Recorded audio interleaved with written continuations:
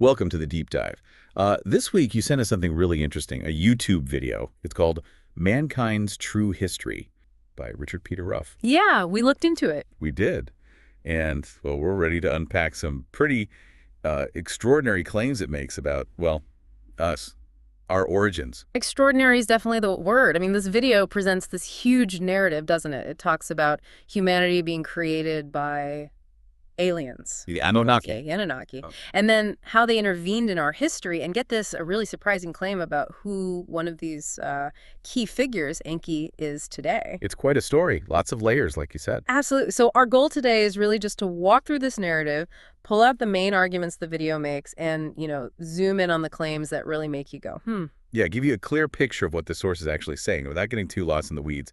Maybe spark some thoughts for you. Exactly. Let's dive in. So it starts with the Anunnaki arriving on Earth. It wasn't just like a tourist trip, was it? No, definitely not. According to the video, their home planet, sometimes called Nibiru or linked to Nibiru, had this major atmospheric problem. Okay. And they needed gold, lots of it apparently, to fix it. That's supposedly why they came here. Earth was the hardware store, basically. Right. And this is where Enki comes in. He's not just any Anunnaki, is he? The video paints him as having his own angle. Yeah, a bit complex. The video suggests he was maybe a bit jealous of his brother-in-law, wanted his own power base, his own kingdom. And this atmospheric crisis back home, Enki saw a chance. That's the idea presented. He apparently stirred things up, instigated a revolt among the Anunnaki who were actually doing the mining. Why? What was the goal there? Well, the video suggests he used the pressure, the urgent need for gold, and the worker unrest to push his own solution on the Anunnaki Council. Which was? Creating a workforce, basically a slave species made from apes already here on Earth. Wow, okay. A slave species. Yeah, but the initial pitch apparently was that they'd be non-sentient and, crucially, unable to reproduce. So they'd just die out eventually. So a temporary fix for the gold problem. Did the council buy it? Reluctantly, according to the video, they had concerns, long-term implications and all that, but Enki argued the gold was needed now. Okay, so they sort of agreed, but with conditions. Exactly. But here's where Enki pulls a bit of a fast one, according to the narrative. He didn't stick to the no reproduction part. That's the claim. He went against the council's specific orders and gave this new species, humans, the ability to reproduce on their own. Why? Just to secure his workforce long term. Seems like it, ensuring he'd always have his miners, his subjects. But it gets even more complicated. The video talks about genetics. Right. It claims Enki actually put Anunnaki DNA into the mix. Yeah. Fused it with the ape lineage somehow. Yes, both in a lab setting, it suggests, and through, well, his followers, other Anunnaki, interbreeding with these early humans. And that's where the video connects it to Genesis, the Nephilim. Precisely. It's interpreting these ancient texts through this, extraterrestrial framework, giving humans reproductive rights and Anunnaki DNA that caused a huge problem. Understandably. Especially then Little, right? Enki's brother. Yeah, Enlil is presented as the one focused on, universal law, cosmic order, Right. and he saw what Enki did as a massive transgression. Why specifically? Just because he broke the rules. More than that, apparently. The video argues Enlil's view is that these new beings, humans, they lacked the Anunnaki spirit, their morals, their virtues. They were seen as unpredictable. A potential danger. A cancerous infestation is the dramatic phrase used in the video, something that could upset the balance of the universe. So what did they decide to do? Wipe them out? Well, apparently direct destruction wasn't really the Anunnaki way, so the council found a workaround, you could say. Which was? They knew Nibiru's orbit would bring it close to Earth, causing, natural disasters, specifically a massive flood. The Great Flood. Exactly. They decided to just let it happen, let nature take its course, and eliminate Enki's creation, this perceived abomination. Problem solved, right? But Enki wasn't on board with that. No. The video claims he defied the council again. He warned some of his human creations helped them survive the flood, Noah's Ark, essentially, but from Enki. So humanity survives thanks to Enki's defiance.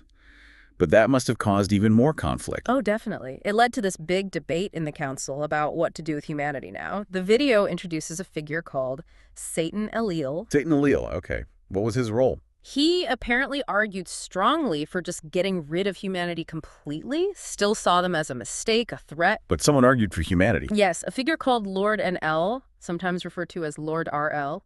He's positioned as humanity's advocate, maybe even our savior in this context. What was his argument? Why save us? His point, according to the video, was our heritage, that Anunnaki DNA Enki put in us. He argued humans had a divine spark potential. Potential to evolve, to become like the Anunnaki. Exactly. That with guidance, education, we could develop. This apparently clashed with another view, maybe Satan Eliel's, that morality is inherent, you can't just teach it. A real philosophical split then. How did the council resolve it? They compromised, supposedly. They allowed Satan, maybe Satan Eliel, maybe another figure in his group, to basically test humanity, educate us, but also weed out the ones deemed incapable of evolving. Like a trial period. A very long one, with the promise that if humanity proved worthy after this testing period, the Anunnaki, led by Lord Enlil, would nurture the evolved ones for 1,000 years, maybe even let them join the Anunnaki ranks eventually. That sounds complex, like a grand cosmic experiment. But the video claims Satan didn't quite play fair. Apparently not. The narrative suggests Satan, still maybe doubting humanity, set up systems to hinder our progress. The big one mentioned is reincarnation, but with memory loss. So we keep coming back, but without learning from past lives. Trapped in a cycle. That's the idea. And more than that, the video claims he established a sort of controlling group within humanity, infused them with reptilian DNA to manipulate societies and hold us back. Reptilian DNA. Okay, that's another layer. So constant hidden manipulation. Did Lord Enlil do anything about this? Yes, the video says he countered these moves. He supposedly set up a kind of staging area for souls, a place between lives. Not for. To review past lives, apparently, to retain some memory, some learning, despite the forced amnesia on Earth, to break the cycle, maybe. Okay, trying to preserve the learning process. And then there's a really huge claim that Lord Enlil actually incarnated on Earth as Christ about 2,000 years ago. As Christ, why? The purpose, according to the video, was to open a light tunnel, a pathway for souls to escape the earthbound reincarnation cycle upon death, allowing them to continue their evolution elsewhere. Wow, that's quite a reinterpretation of familiar figures and concepts. It really is, and the story doesn't stop there. It then shifts focus a bit to Lord Anu. He's presented as the head Anunnaki, the father figure. And what's his role in all this? Reconciliation, apparently.